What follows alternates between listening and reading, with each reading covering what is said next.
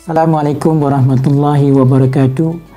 Saya mengucapkan syukur Alhamdulillah kita dapat menjalani ibadah puasa di bulan Ramadan dengan penuh rasa khusyuk dan tawaduk kepada Allah Subhanahu Wa Taala. Semoga kita diberikan syafaat sepanjang amalan kita di bulan Ramadan.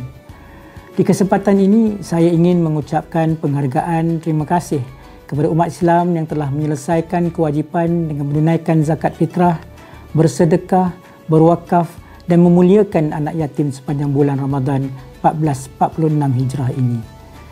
Bulan Syawal yang disambut bukanlah sekadar satu perayaan, tetapi ia adalah peluang untuk kita kembali kepada fitrahnya. Dengan memohon kemaafan antara satu sama lain, kita bukan sahaja merayakan hari yang mulia ini, tetapi juga mengukuhkan lagi hubungan sesama insan. Taqabbalallahu minna wa minkum salihal a'mal minal a'idin wal faizin wa kullu amin wa antum bi khair. Tangan dihulur, maaf dipohon, tanda ikhlas mensucikan diri. Salah dan silap harap diampun. Semoga berbahagia di Aidilfitri.